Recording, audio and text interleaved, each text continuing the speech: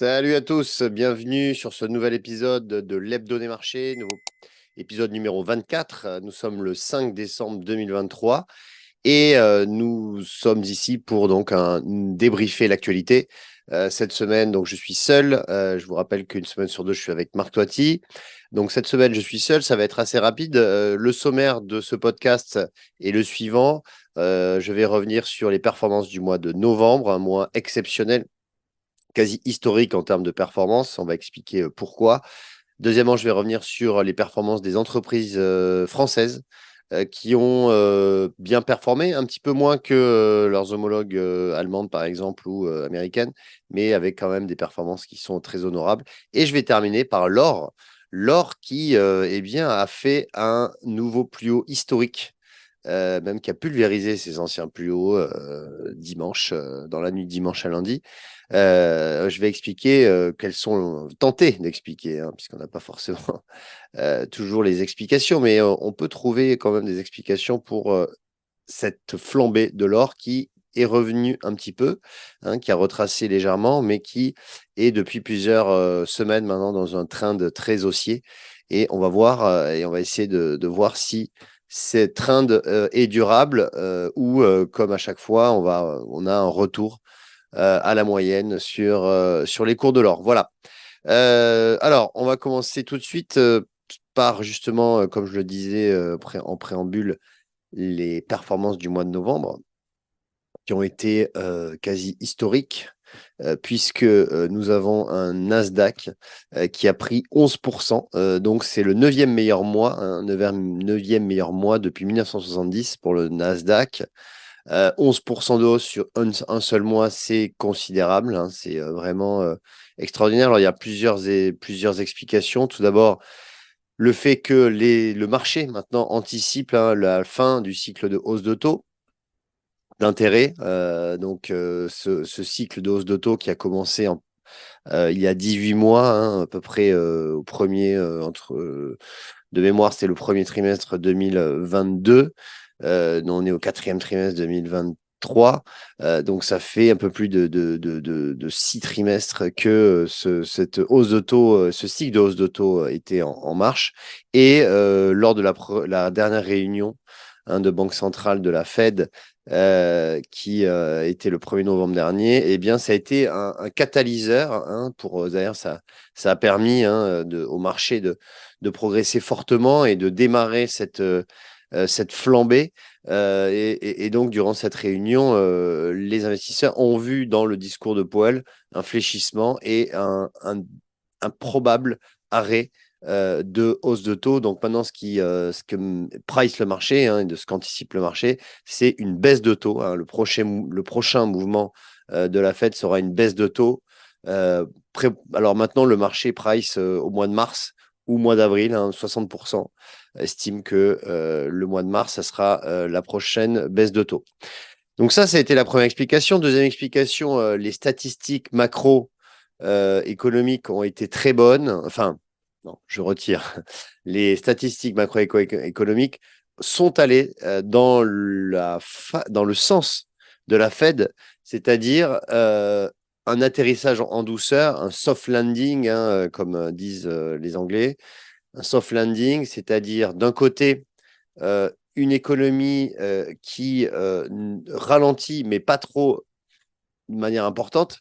D'ailleurs, on l'a vu avec la croissance, hein, les chiffres de croissance du PIB aux États-Unis qui sont ressortis au-dessus des attentes à 5,2% en rythme annualisé, alors qu'on attendait 4,9%.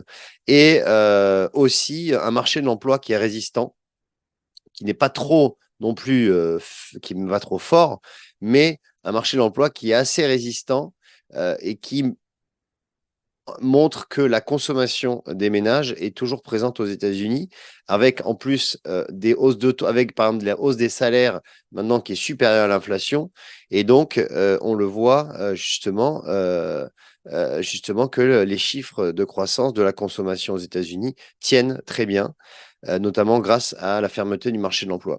Et troisièmement, c'est effectivement la baisse de l'inflation qui est un peu partout, notamment en zone euro. On l'a vu, hein, la zone euro a publié une inflation à 2,4%, donc on se rapproche très, très, vraisemblablement des 2%, qui est l'objectif de la BCE et qui est aussi l'objectif de la Fed. Aux États-Unis, on est aux alentours des 3%. Donc en fait, tous ces ingrédients ont permis donc au marché de flamber. Alors je reviens aussi sur les statistiques.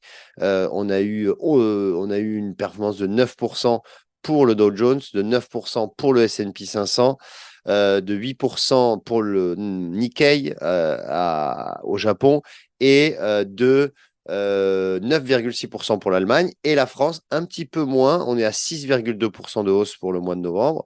Effectivement, un petit peu moins. Pourquoi? Parce que le luxe, qui est la principale pondération du CAC 40, eh bien, le luxe est resté stable, voire négatif, puisqu'on a un LVMH qui a perdu 0,6% en novembre et Kering, par exemple, aussi qui a perdu moins 1,7% au mois de novembre. Donc, du coup, ce secteur du luxe, hein, qui est la première pondération du CAC, qui n'a pas permis au marché français d'atteindre ses homologues et de progresser de la même façon de la même manière que ses homologues américains, japonais ou allemands. Mais toujours est-il qu'on a une belle performance, hein, 6% sur un mois, c'est toujours très bon à prendre, notamment avec des bons rebonds.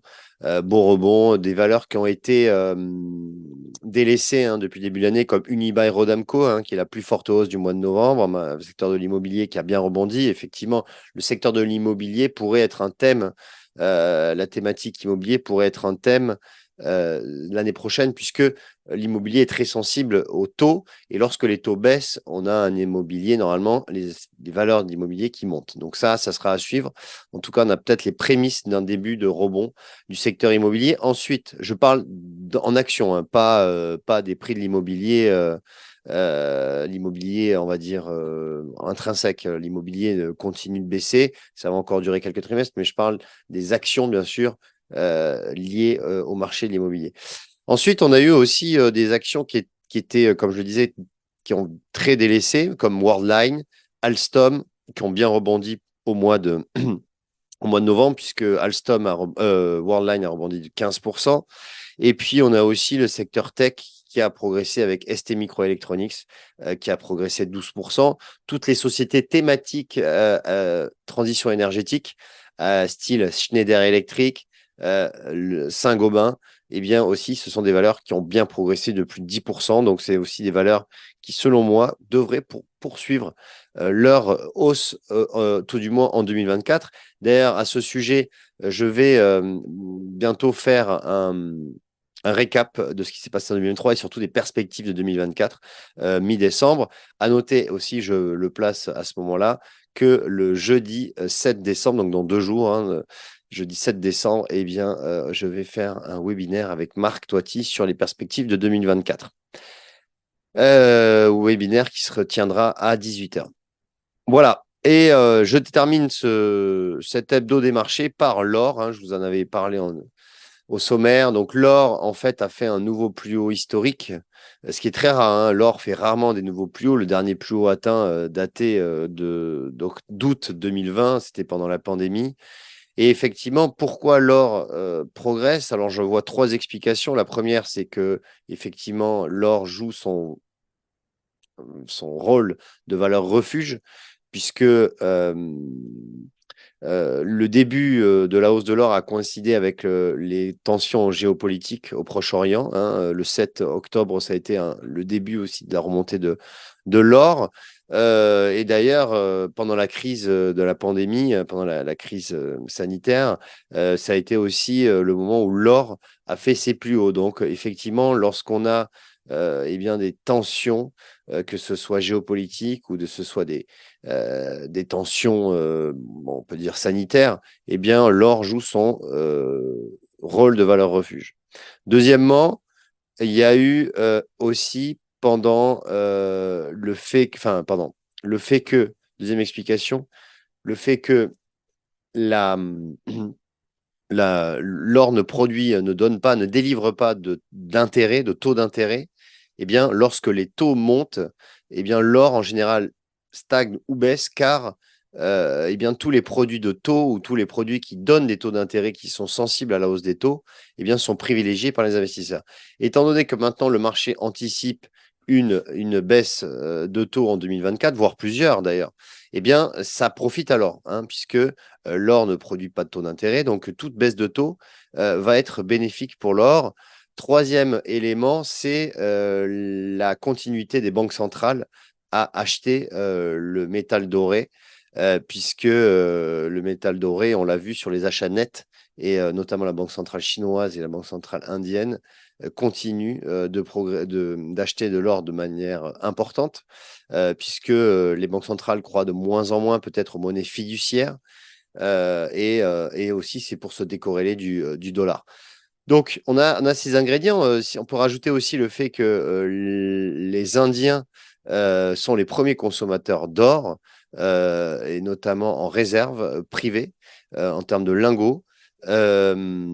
Du coup, c'est pour ça que l'or aussi profite en fait de ce momentum d'achat de la part des Indiens et aussi les Chinois qui adorent acheter de l'or. Voilà, donc est-ce que maintenant est-ce que ce mouvement va continuer? Très difficile à dire. Maintenant, c'est vrai que la tendance est très boule.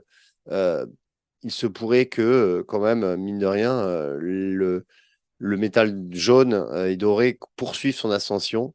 Mais c'est vrai que là, aujourd'hui, il est quand même assez haut. Donc, à voir, ça pourrait avoir une phase de consolidation entre 2000 et 2140. 2140 l'once, hein, c'est ce qui était le niveau du plus haut historique touché par l'an. Voilà. Donc, ce podcast touche à sa fin. J'espère que ça vous a plu. N'hésitez pas à liker ou à vous abonner sur la chaîne YouTube eToro France. Pour ma part, donc, comme je vous l'ai dit, dans 2 jours, je ferai un webinaire perspective 2024 avec Marc Toiti. Et par la suite, dans une dizaine de jours, je ferai aussi un enregistrement sur les vues et les perspectives d'eToro pour 2024. Voilà, je vous souhaite une bonne journée, bon trading, et je vous dis à la semaine prochaine. Salut, ciao.